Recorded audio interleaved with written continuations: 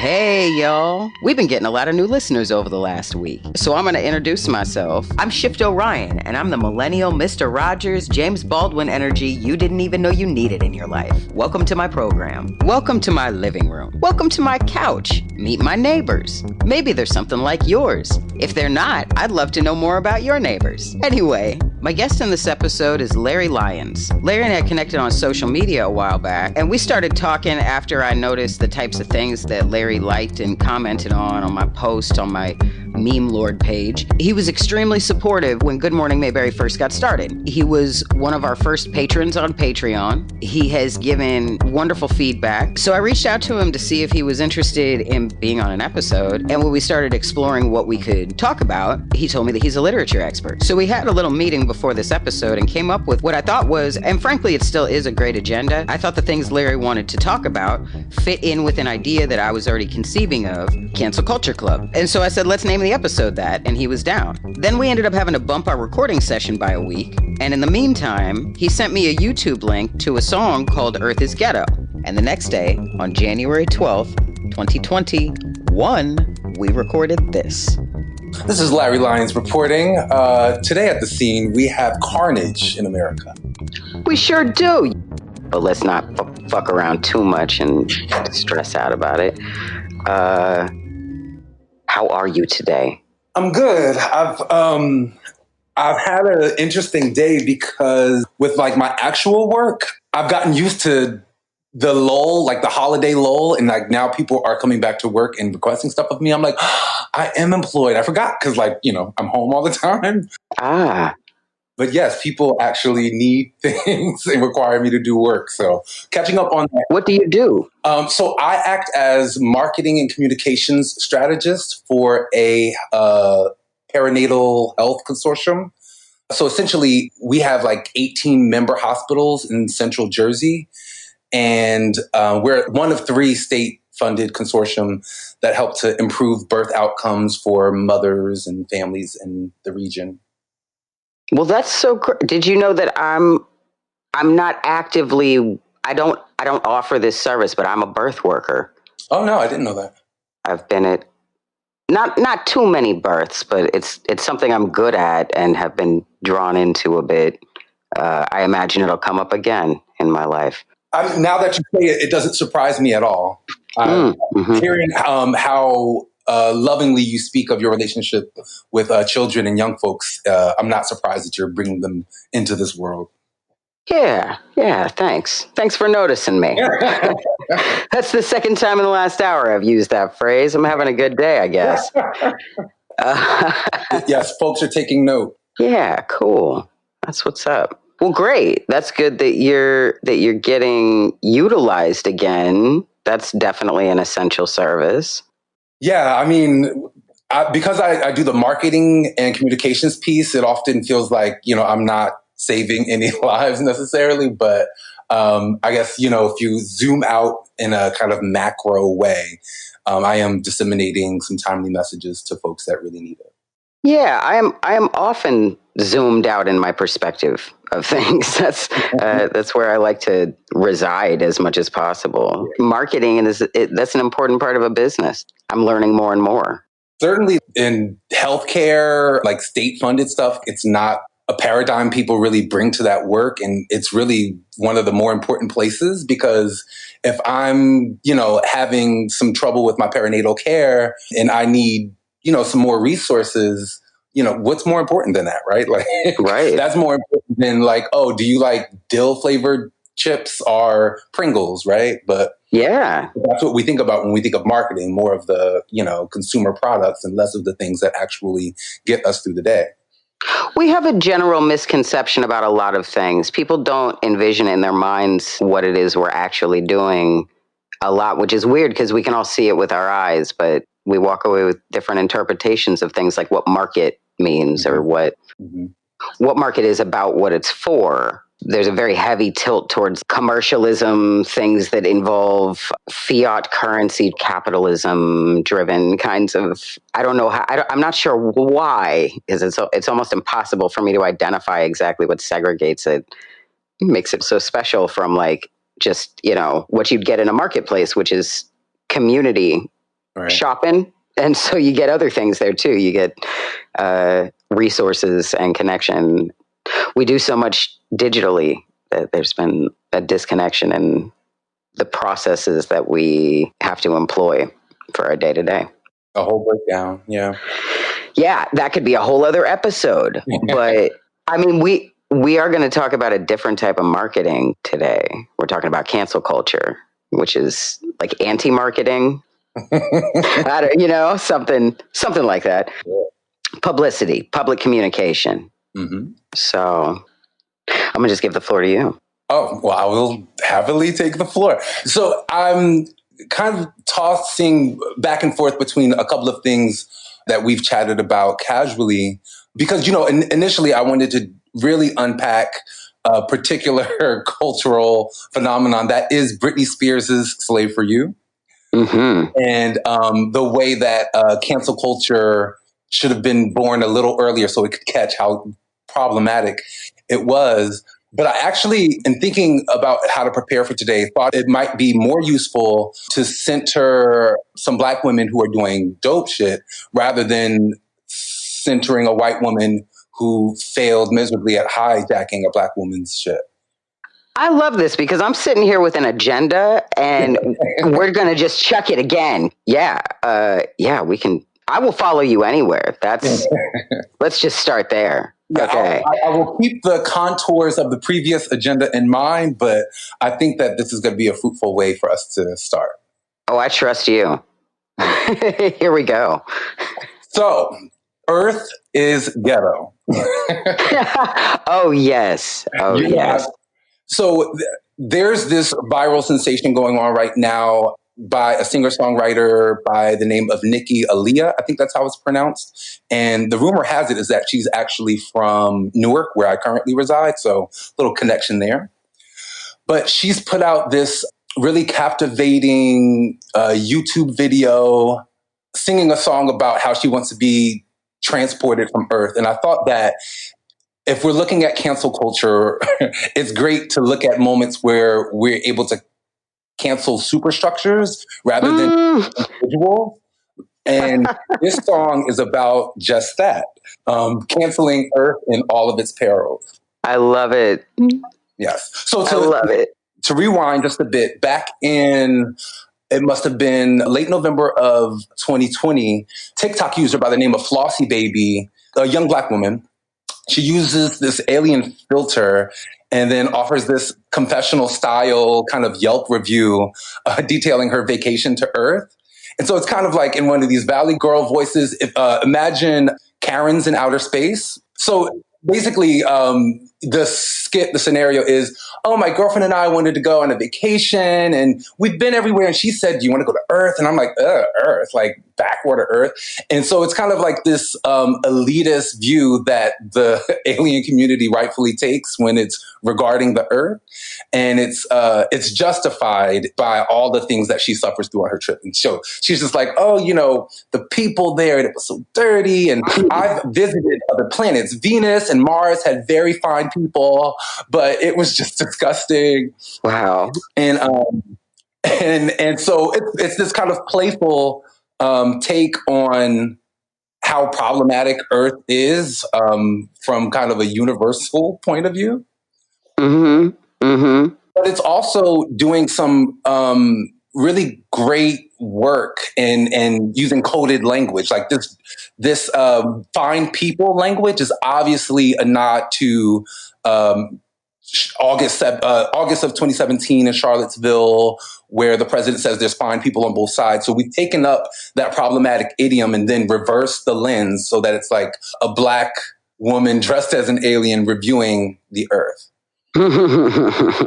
And so maybe 2 months later is when Nikki Aliah posts Earth is Ghetto. And so she explicitly states that it's for anyone who's sick of the earth, which all of us are after, being quarantined and subjected to calamity after biblical plague.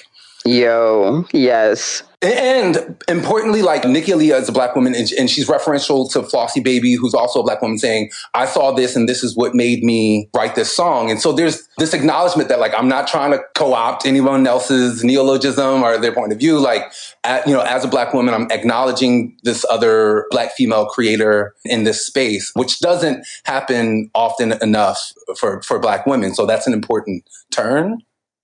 But I wish I could kind of play excerpts right now because I'm not sure how best to unpack the lyrics. Read them. You have them, yes? Yes. Yes, read them. And there will be links or embedded whatevers or, yeah. All right. So it starts with Earth is Ghetto. And just so you know, just so you can picture it, it's her in kind of a grainy video. It's not, high production quality. It's her strumming this out or banging this out on her keyboard. Very kind of intimate, not expecting it to be a viral sensation. But she says, Earth is Ghetto. I want to leave. Can you beam me up? I'm out on the street by the corner store, the one on 15th. Got a bright shirt on, so I'm easy to see. And the bop is very soulful. It sounds like something that, like Betty Wright could have sung back in the day, or maybe CeeLo more recently. I'll sing it a little bit. You got it? Yeah. Earth is Ghetto and I want to leave. Hey. I can't remember the lyrics, but that's the cadence. Yeah. If you think about CeeLo Green's Fool for You, that kind of, the rock that had, it's a similar pace and a similar kind of sonic precedent in terms of its relationship to soul. Mm-hmm. Hey, it's your Captain Shift in edit mode. After the recording, I reached out to Nikki Aliah and asked her if we could include the song in the episode, and she said yes. So we're going to play a few seconds of it now and the whole song at the end. Earth is ghetto, I wanna leave. Can you beam me up? I'm out on the street by the corner store, the one on 15th. Got a bright shirt on, so I'm easy to see. I've been down here stranded indefinitely. I can't reach my planet, but I need to leave. But in this first stanza, we see her identifying that she lives within an urban space. I'm out on the street. I'm by the corner store, or like the bodegas that are the trademark of urban life. The one on 15th, so it's numbered streets. If you're from like Newark or New York or Philly or one of those areas, that the number of streets invoke a particular part of the hood rather than just urban life broadly. And so she has a bright shirt on. She's easy to see, and she's stranded indefinitely, saying that she can't reach her planet, but she needs to leave because she can't believe how people are treating each other. It's hard to conceive. And it's in that moment where she says, I can't reach my planet, but I need to leave, that we launch into the kind of Afrofuturism that I'm excited to unpack here. Because like as a body of thought or kind of like a cultural position, Afrofuturism is a kind of tool that we can use to imagine different ways for us to exist in the present and future. So Afrofuturism is always kind of a critique of a prevailing social system in the place that Black folks fit within it. And so, Earth is Ghetto is one such articulation, saying that there must be other possibilities for Black folks who exist with conscience and ethics and empathy. Because when I look at what I see here, I disidentify with it so powerfully that I'm left longing for another planet that I've never seen. Which sounds so Black, right? Because like that is what slavery has done, right? It makes us, it has given us a cultural position from which we can view the perils of the country and say, the problems that we perceive in this country are not necessarily of our making, but we are no less kind of impacted, if not trapped by them. And this song is a way of responding to that. And so I feel like in the Afro futurist tradition, there's this use of, or there's the concept of Sankofa, which is just mindfully turning back to the past so that you can gain direction for how to move in the present and future in order to make positive progress. And I do think that in this particular song, that technology or that element of the past is soul itself, the genre of soul. Because what's happening here is that she's activating it, almost weaponizing it, like as this beacon that can reach from Earth and communicate successfully with beings that manage to supersede the kind of empathy and ethics that we see here on Earth. You just used the word technology in a real particular way, and I would like to just circle around that word for a minute and have you talk some more about it, if you will. Sure. So as it applies to Afrofuturism, Afrofuturistic projects kind of analyze how technology reflects or intersects with our politics, our aesthetics. And I guess technology is a useful term because it's not just a strategy, it's a matrix of relationality, if that makes sense. Does that make sense? Yeah, that's why more of a matrix of relationality rather than just a simple, straightforward, linear strategy. Mm-hmm. Yeah. And I feel like that's how soul music is deployed as a technology. And a technology that is almost sacred in its potentiality. It can reach beyond the earth and beam us back to the kind of ancestral homes that exist beyond the terrestrial worlds we know. Mm-hmm. Right. And it's funny. I'm seeing it's like in the context of this topic, it's like I see different people in my audience, and there's some people like there's a gap for some people that's different distances in like their ability to understand exactly what we're talking about right now. Some people are totally vibing with it, and some people are just like, this sounds really interesting, but what? Wait, what? Like, and that's okay. And we're going to move along. Everyone's going to just deal with that vibe right now. I'm going to comment on it, address it, because I know sort of who's here. It's the audience is growing rapidly. But yeah, let's move back into what you have to say. I'm so deeply enjoying this. Yeah, and I mean, I'm going to get granular because I've been thinking through this. I make no apology for that. But what I will say is there are more accessible conversations about this. I feel like folks often gesture toward Black Panther when they're talking about Afrofuturism because they sure do. It's easier to wrap your mind around it because so many of us consumed it kind of through the mass media at the same time. So, or if you're familiar with any of Janelle Monáe's work, namely like not just her music, but more so her music videos and the inserts for her physical albums, which are almost themselves a relic of bygone times. But the way that she thinks about the android and the techno-colonization of the human body, which is something I'm always willing to unpack. The ways that Janelle anticipates and embraces the erosion of the boundaries between the human body and technology is a kind of form of Afrofuturism unto itself. Yeah. Yeah, that'll be another episode. We'll do Janelle Monáe sometime. Yeah. But I guess to turn back to the question of how us abandoning the earth gets us to cancel culture, I want to point to one of the problems that's raised by this kind of escapism. I feel like it's like for colored girls who have considered space travel when like vigilance and martyrdom is fucking exhausting.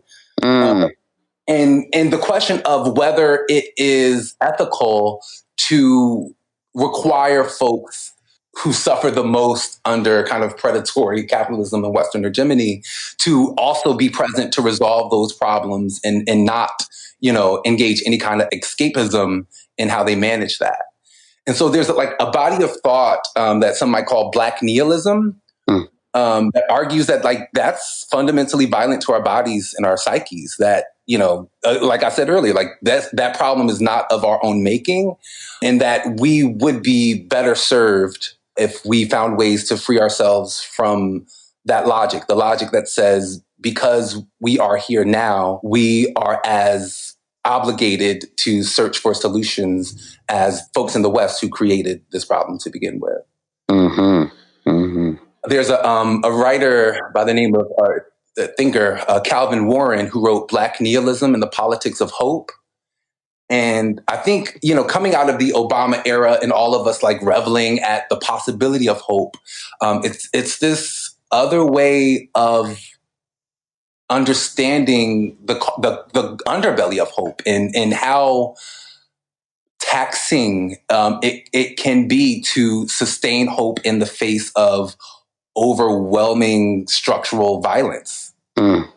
And so I'm interested in this song and whether it's gesturing toward an escapism that's more than just junk food for us, that's more than just a dalliance, but it's really a way to activate the soul music tradition to escape some of the escape as a mode of self-preservation that is our birthright.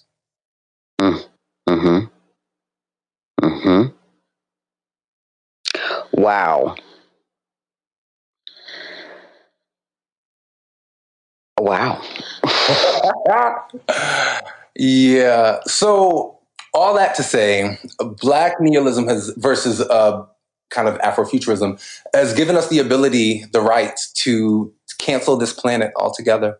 To take, wholesale stock of its many problems and oversights and say that is y'all's to deal with.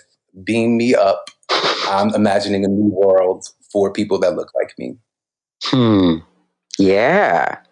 And that actually, there's a comment that's come up a couple times on a couple episodes. The difference between fighting and dancing is an idea. And you use the term versus. You said Afrofuturism versus Black nihilism. I feel like there's a lot of dancing going on with the verses there. Lately, I'm just seeing so much truth, so much just like over it, like the actual beam me ups. I'm watching people do it. I feel like in real life, like with the things coming out of their mouths, with the ways that they're talking and what they're demanding for themselves, what they're not willing to entertain or like wait to see how the narrative plays out around certain things. There's a lot of truth coming out of people quickly. It's been getting faster. There's been more of it. Is that just me? Is that something you've noticed? No, I feel like as the pressure cooker increases in kind of temperature, there are going to be more outpourings in response. And we're all just grasping for viable ways to maintain and respond to a myriad of traumatic elements, and so I don't know that we need to see the multiplicity of ideas as a competition. Just a variety of viable ways of being. It's a consortium.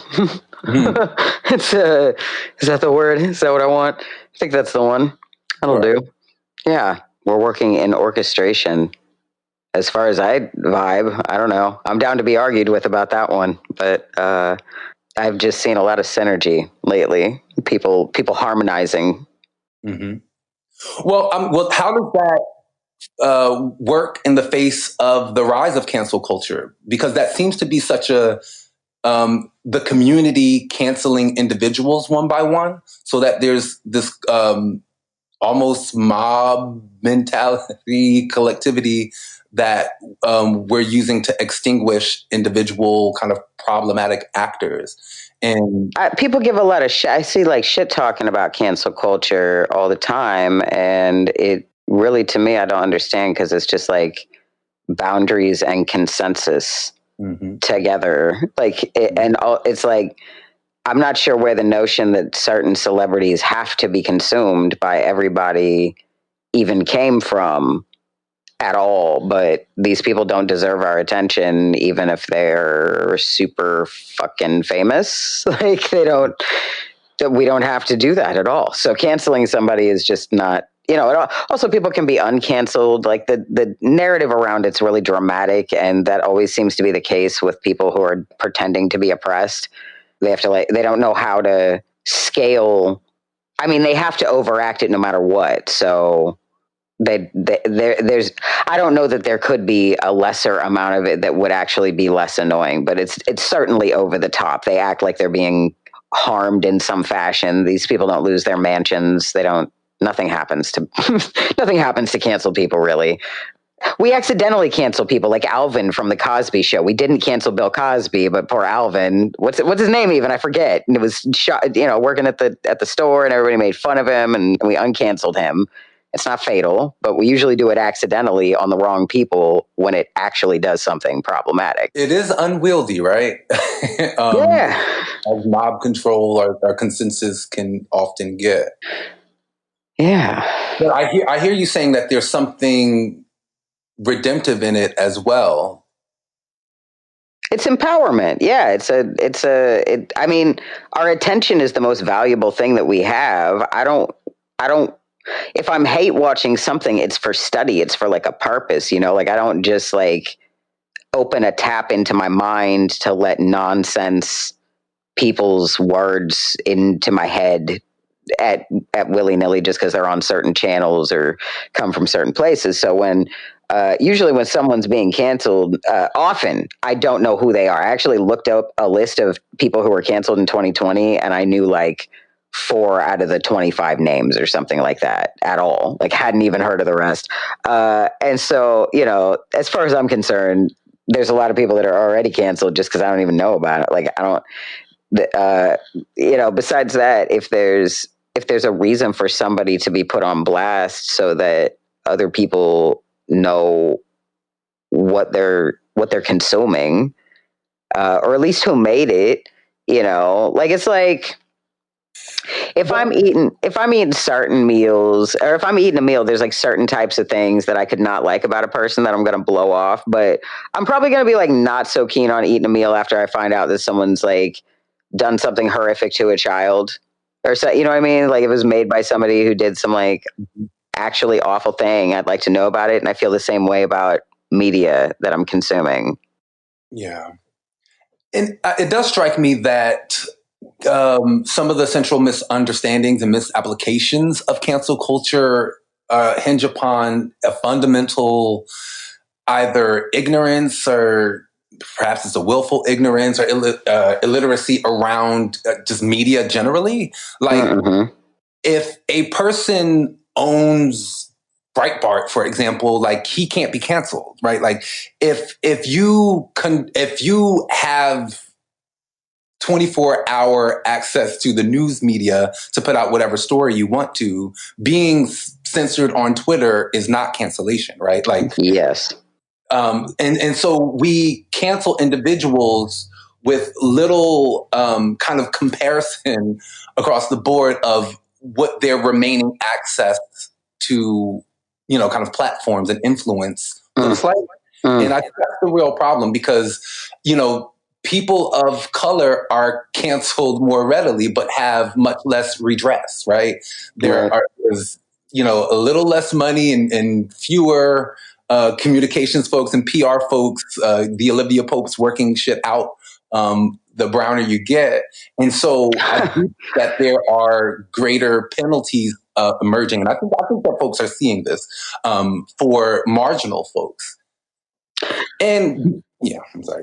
Yeah, I mean, I've been deplatformed for years. Facebook kicked me off. I mean, people don't recognize, again, it's that thing where people don't recognize where we are and what spaces we're in, what the environment is. I referenced the market earlier and how it's kind of defined differently, different ways for different people. But like the way social media platforms have taken over spaces, Right. I think actually after sort of the last few months of things, people are kind of getting a little more serious when I talk to them about like, no, it's been a big deal that I've been cut out of Facebook, and I've been like slamming my fist against the wall. Like, y'all, can you like send a message in there about this and that for me or whatever? Like, I really am having a hard time getting business traction. I think that all the tools are being put behind that wall I can't get in. I didn't realize this was going to be such a big deal when they stopped me from coming in the first place, and literally just like created an obstacle between me and community. Like it's so weird.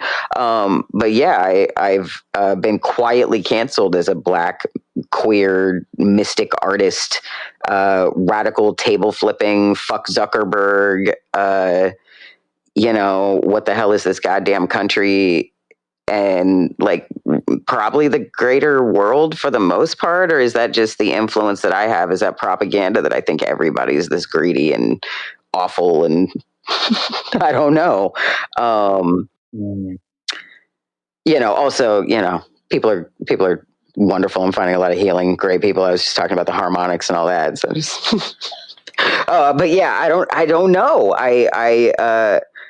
I have been deplatformed. I feel like I would have gotten a lot more traction a lot faster. I'd have more traction and be moving faster now with this podcast if I had access to Facebook, certainly. And even though I have someone running a Facebook page and tried to start a store, they blocked me from putting anything. We can't have a marketplace presence and can't sell anything in their little mall where a lot of, everybody's selling through there. I think Best Buy's got products selling through there. Like everybody from like your cousin's Etsy store to like is Target on there. I wouldn't be surprised. I don't know because I can't see it, but I'm guessing based on how I saw it work when I set it all up for hours and then found out that I was not welcome there because I violated some community standards that they did not inform me of, even though the only designs we have up are the Good Morning Mayberry logo with the flaming microphone and the text and a design that says marginalized centrists. And that is all. Like, I can't imagine what about that violates community guidelines to the point that I'm not welcome to sell my wares there. Yeah. I get it that it's charged. Like, I get it that it's charged. Like, it's a little charge that they won't let me access like messages from my family. Like, I can't remember if my dad, who died in 2007. I can't remember if he actually had a Facebook account or if we just had a memorial page up for him, kind of things. Like, I can't get in there to access some stuff. It's a little bit important. So yeah, cancel culture and the marginalized people are kind of close to the edge, maybe, is why it's easy to cancel us.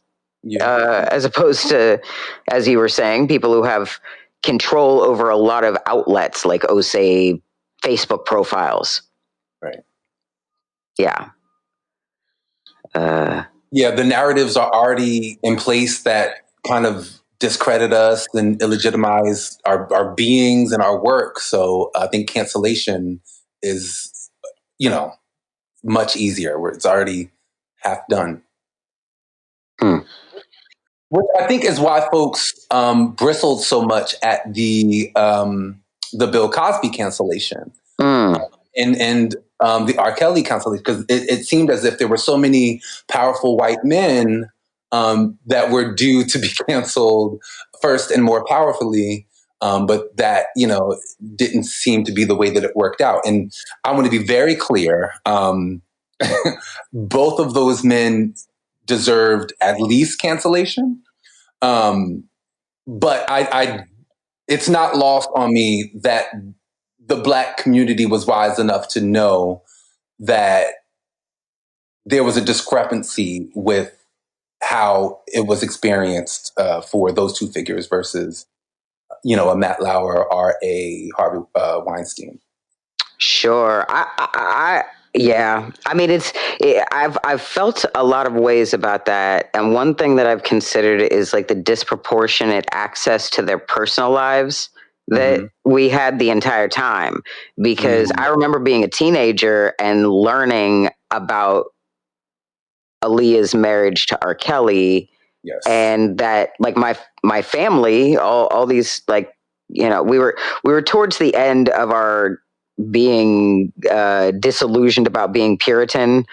There was something that happened one year when I was like 13 or 14.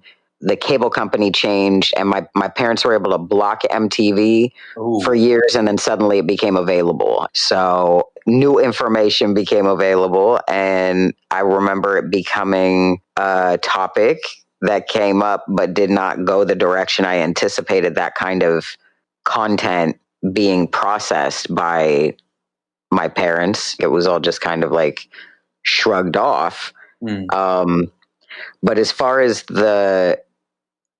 most of the monolithic, there's several layers of like firewall access as far as like the propaganda detailing that's just normalized, I guess. Does that make sense? Yeah. Like I just expected to be able to know that kind of thing about certain people and to not know that kind of thing about other kinds of people. Like they just, and so I felt like when the stories were being run through the public's discernment filters, they had a personal attachment in a different way, even though they've been far more deeply influenced by Harvey Weinstein's work. Right. Like it's like we're aware to some degree, but there's only the shit that they be putting the Weinstein Company on the front of it that people are really, really aware of. They had hands in so much, so it's almost like they keep people accessible to us. They keep this low hanging fruit, this low hanging strange fruit, so that we get exhausted on our way to reaching all of them. We there's so many, we only have so much time, and since they're up top, they're able to do things to keep us distracted, throw shit down on our heads, and keep us busy while we're working on the ones below them. And then lo and behold, I don't even know. Yeah, I mean, what's up with those guys now? I actually don't know what's happened with Weinstein. I looked away. That's an issue with cancel culture too. With the way it is, I'm about the cancel culture club, where we have to have standards to the way we cancel people. This is what I'm about to initiate. I've got designs. We're going to have shirts and shit. You can have a fanny pack. Cancel culture club. Yes. Come on here. I will definitely wear it. Yes. That's what's up. People will know that you have your shit together and that you're using discernment. Sometimes we cancel shit so hard that we don't keep up on what the hell's going on with it. And there's so much going on. It's impossible to really, field it all anyway.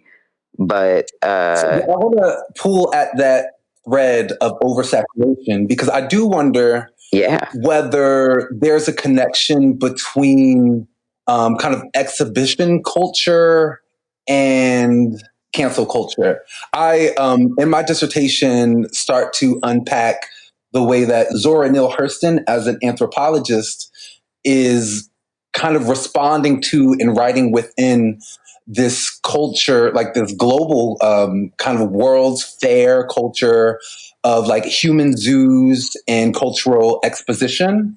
During, at that time, or, at the turn of the century, and through the time that Zora was publishing, we see, the Hottentot Venus, exhibited. We see this social science and, museums crafting these experiences for folks who have paid an admission to come and gawk at the ways that the little pygmies live, or the ways that the native African prepares their food. And so there's all of these kind of Disneyized recapitulations of what life looks like at a glance from the outside looking in. And there's all of these problems with that exhibition culture, but I think one of the things that comes out of it is our belief that the more And the longer we observe something, the closer to it we get, the more we understand it, and the more ownership of it we can boast. And I think that over the course of the 20th century, that just is amplified and amplified exponentially until the point that we don't need to leave our homes to be patrons of these human zoos. We do it on every smart device nearly every second of the day. Jesus Christ. Yeah. But they're still problematic in the ways that they tokenize cultures and oversimplify cultures, displace cultures. Like, that violence is still done to them, except because we're not paying admissions to a World's Fair or to a museum, we feel less implicated in the capitalist project that's the underpinning of it all. Yeah. So is cancel, like, I'm just playing with the formulation. Is cancel culture kind of the new way of buying a ticket to that World's Fair? Is it a new way to get up close and personal and have your presence impact this avatar that's used to structure life for the rest of us? Say that a different way. Sure. I feel like one of the reasons we are so contentious about who gets to remain in our little bubble and who is exiled and canceled is that we interact less with one another and with the physical world. And so we rely on virtual worlds that constitute, what is real. And cancel culture says, this avatar is no longer real. This father figure that served you through the 80s and the 90s in his, colorful sweaters is canceled. He's no longer a fixture in your landscape. And just like I'm not into gaming, so excuse if I apply this terribly, but like in The Sims or in GeoCities back in the day, like where we're all kind of building this virtual community together, cancel culture is the wrecking ball that is dismantling that culture that we're building virtually together. Well, I would say willy-nilly arbitrary cancellation. Okay. And I guess there's a culture around it. It just looks so cultureless, like how whiteness seems to have no culture, like the way the discourse is happening on the internet. Yes. And it shows up so many places in so many ways, because I've been banned and I've been blocked a bunch of times over weird things that I'm like, really? That's when you're gonna block me, white woman, right now when I'm saying that?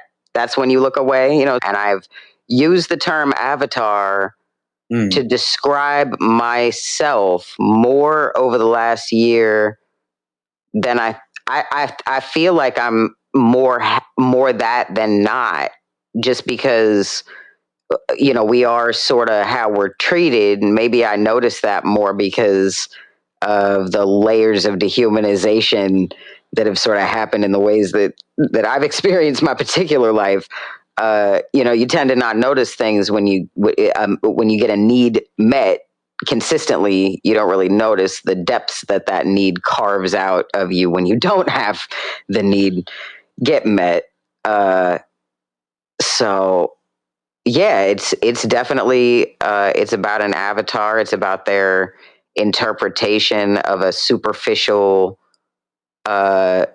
It's like an array of features that they're consuming, and they'll get to a certain depth of that database and decide they don't want to know it in entirety and just disconnect. Well, it really raises some deep ontological questions for me. What does it mean? What is being, right? Like, how much of our being can be erased by being canceled, right? Because I think that's different generationally. Like the way that I perceive myself today, the through what's refracted in the eyes of those around me, I think is completely different than what my parents or grandparents experienced. Yeah, I mean, our grandparents, they like cancellation for some of them. My grandfather got run out of Texas by the KKK. It'll start you a new life, kind of shit in certain circumstances. Mm-hmm. Yeah, I feel like another form of cancellation was when younger women would find themselves with child and then be kind of banished to the South until they had their child and could return back to respectability in the North. I think that's a precedent to the kind of cancel culture we see today, where the politics of respectability deem you not suitable to be seen. Mm. But that's geographically specific. You can be seen south of the Mason-Dixon, right? But you can't be seen north of Philly, Mm-hmm.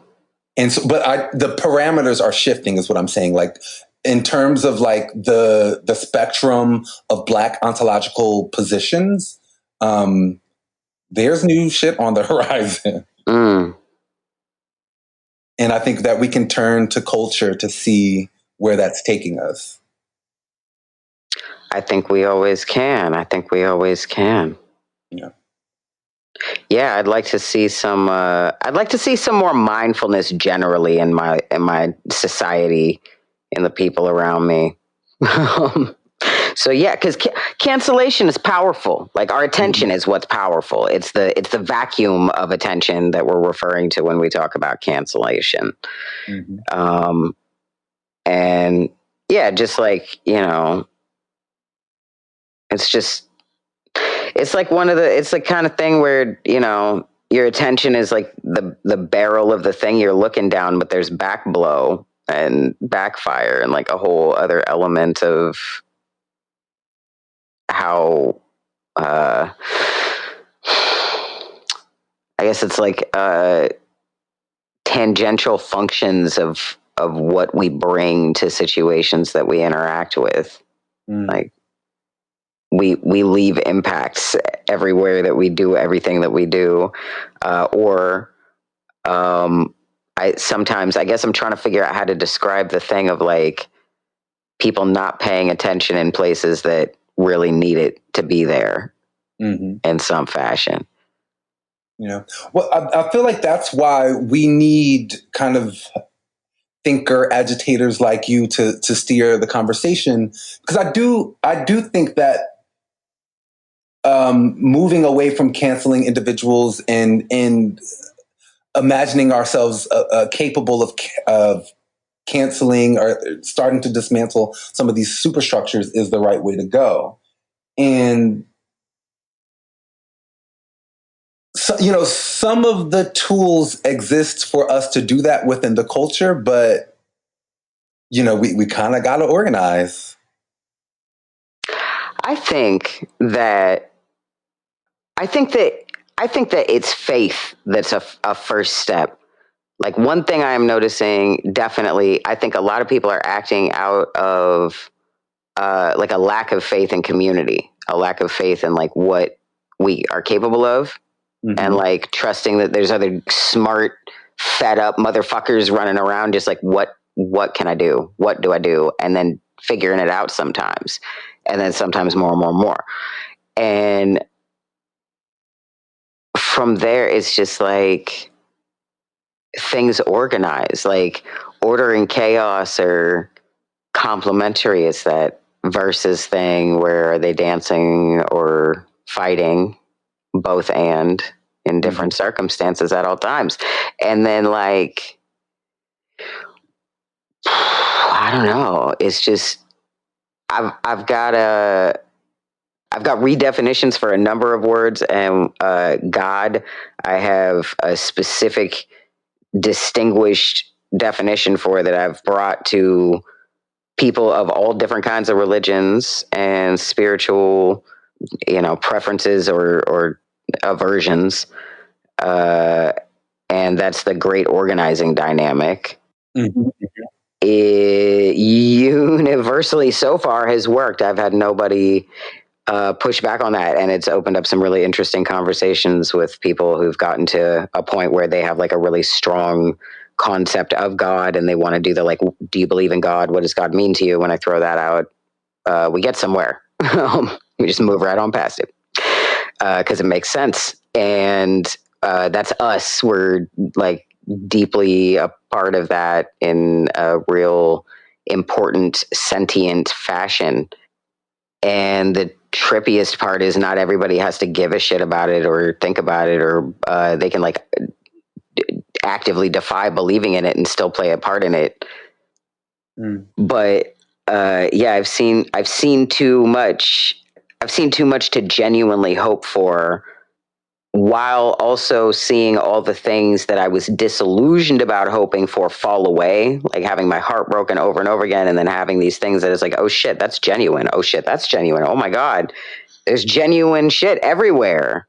I just can't help but believe in it. And so now I'm just like running around like fucking Johnny Appleseeding people's hearts, activating people as quickly as I can. Like, wait, no, just look. You can see it too. Do you see it? It's right here. Like, you're telling yourself old stories and you're overwhelming yourself mentally to not focus on it, but it's literally right in front of you right now. Now think back to earlier today or yesterday. Like, where did you see it in the darkest of times? Where did you see hope when things were the scariest and weirdest? Where were the little bits of it? Focus. That's bigger than it looks, isn't it? Like, maybe not. Maybe it's not. Maybe I'm wrong. Maybe it's me and just a few people around me that so far I haven't run into anybody that's like really giving me any pushback on that shit. But yeah, I don't know. I think we're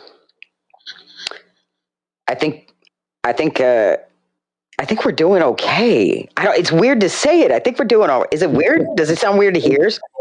Yeah, the world is on fire. So yes, I mean, weird.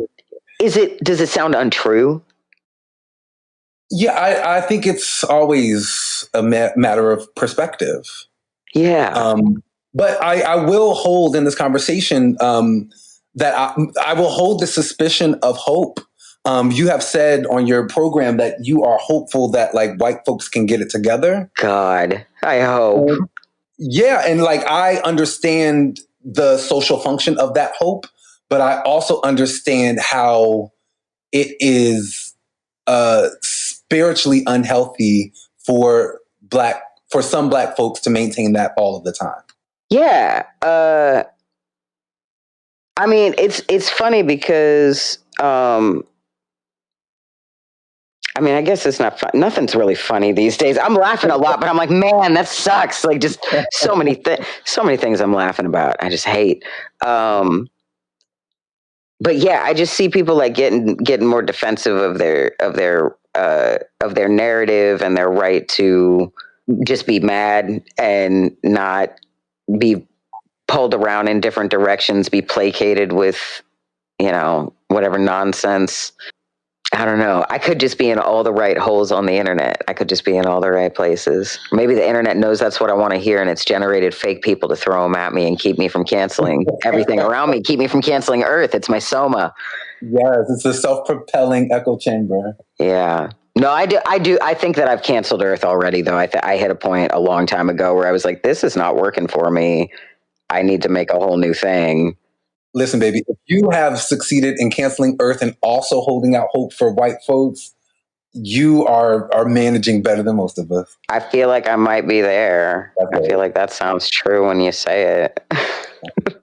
Well, to the white folks listening, please know I reserve some hope for you. It's not all the time, and I know that I'm not spiritually obligated to. That's all. No, you are not, and I'm so glad that we've dragged them along for like, it's just, that's what I was noting earlier. I didn't want to be like, hey, white people, are you all right? But like, I wanted to give some context. Keep along, everyone. You're going to be okay. We'll get all the way through this episode.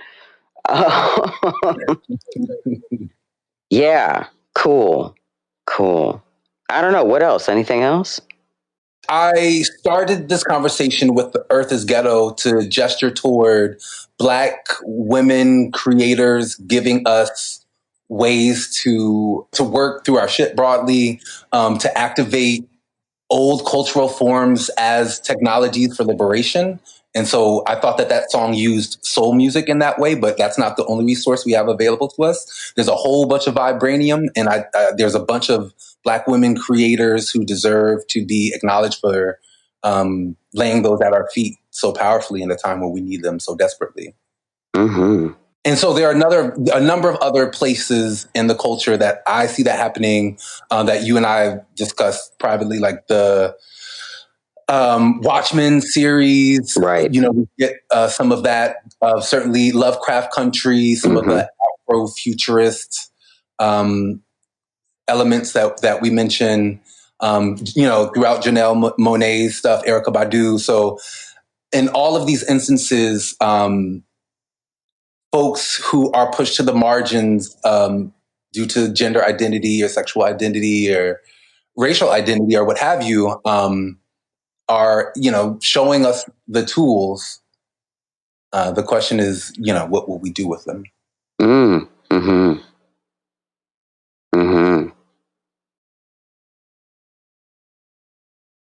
Leave Earth. Leave Earth. Leave Earth. This shit is ghetto. We out. Gotta go. Cool, man. Good times. This is great. I love it. Thank you. Yeah, thank you. I'm so excited to be in conversation with you. Yeah, I'm looking forward to unpacking more things in the future. I'm so glad that you took the agenda in such a different direction. I'm looking over this and I'm like, man, we were about to do that to them. Well, listen, Britney Lynn Spears, or whatever her name is, we're coming back to you.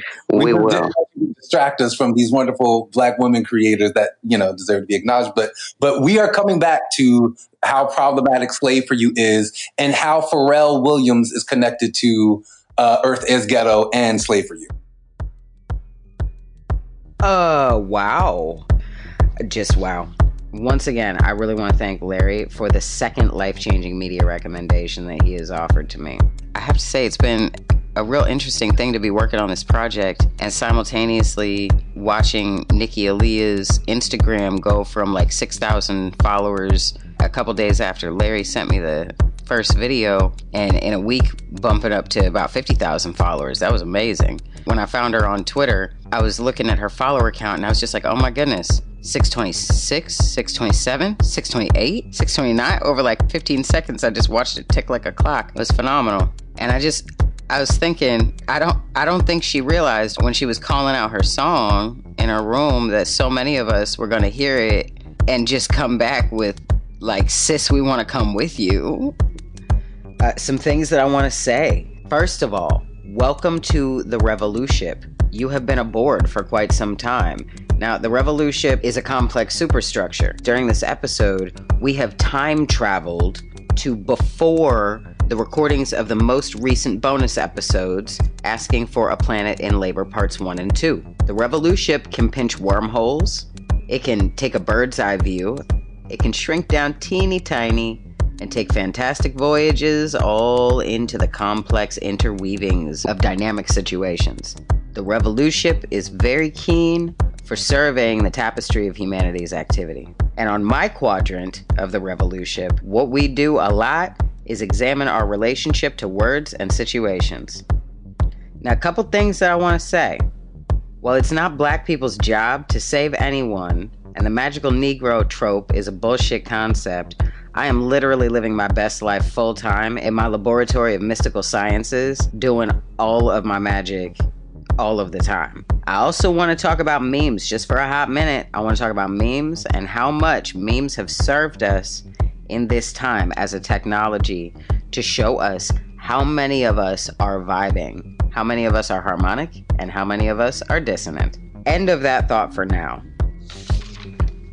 I also want to say that I really do think that while there's just a profound amount of suffering, and believe me, I grieve, and it shows up in my content, I do have a very strong hope in me, and my hope is in wondering if the pressure cooker vibe that we're all feeling all the time so much is actually a cauldron, and that we're just cooking something up. I also briefly want to comment on this peculiar experience that I have been going through again at a whole other level than I ever have before. That experience is essentially howling out into the empty abyss and actually realizing that the abyss is full of people that are also howling at me in harmony. And then on the notion of leaving with aliens, I've just been thinking about how it's like if they did show up for us, there would be a whole shock factor to get over. Like, as much as I'm ready to get the fuck out of here, it's like if somebody was actually listening and came through and was like, okay, we came to pick you up, you ready to go, it would just be such an experience. And that's very similar to reaching out into the world and throwing a beacon into the internet and having people respond to it and want to participate and ask for more of it. And so I just want to acknowledge that is a thing. That is a thing. Now, Nikki Aliah allowed us to include the song in the episode, and I also reached out to Damon Grant to ask if I could use his cover with music from Noah Shack Farlett and Rabbi on background vocals. I also reached out to the Broken Blues Band to ask if I could use some of their cover. So I made a little mashup, but before we listen to it, after you listen to it, go to Nikki Aliah's YouTube. The link is down in the description of the episode. Give sis her clicks. We are all about cyber solidarity on the Revolution. So you make sure you give sis her clicks and follow her social medias. I want to plug some of my favorite Black creators.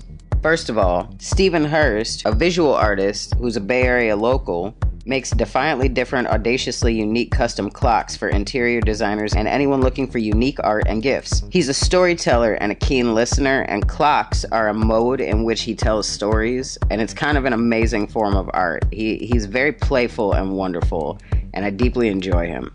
And there's Empafé Crafts by Carmen.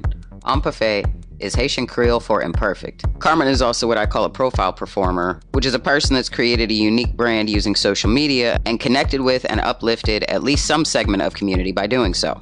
Tiana J, who's been on multiple episodes of Good Morning Mayberry, is at DJTJC and at Retreat Yourselves on Instagram. And you can find a lot of just fun, encouraging, uplifting, day-to-day queer content there. Just good times. Nick Lovett is a young Black author whose book 21, A Story of Survival and Heartbreak Told in Essays and Poems, is available on lulu.com. They create based on pop culture, Black power, abuse and trauma, and where those things intersect on their own life. You can find everybody's contact information in the description of the show. And Boots Riley. He's in a music project called The Coup, and he made a movie called Sorry to Bother You. And if you don't know what those things are, you should look them up right after you go and give Nikki Aliah her clicks on YouTube. When you do go look up the song, make sure you go to Nikki Aliah, aka Aliah Sheffield's YouTube until she gets it up on all streaming platforms. The fame is coming so quickly, she's still catching up to some things as of the recording and airing of this episode, but she will be on all streaming platforms very soon, and we are all looking forward to it.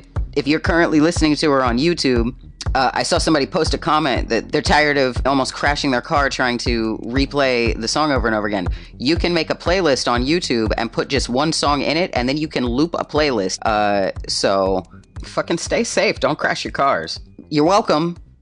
And don't forget to go get your Cancel Culture Club fanny pack in the Good Morning Mayberry merch store. Now, without further ado, Nikki Aliah. Earth is ghetto, I wanna leave, can you beam me up? I'm out on the street by the corner store, you know the one on 15th. Got a bright shirt on, so I'm easy to see. I've been down here stranded indefinitely. I can't reach my planet, but I need to leave. You should see these people, it's hard to believe how they treat each other. It's hard to conceive. Oh, Earth is ghetto, I wanna leave. Oh, Earth is ghetto, I wanna leave. I wanna leave. They got me hungry, starving, nothing to eat, and the homeless living out on the street, and the sick are dying, cricket police, politicians lying, criminals on the street. I got 5 fuel if you need it from me. I'll sit in the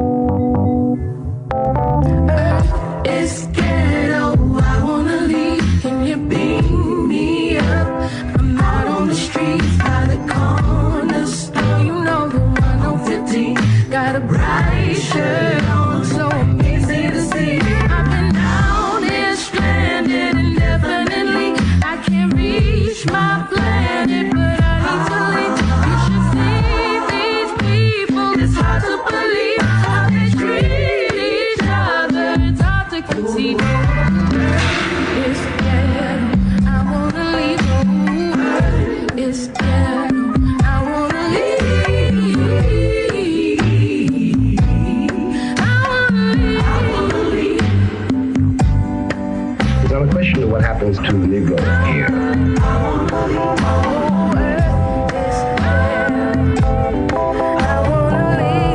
We have lived under these intolerable conditions.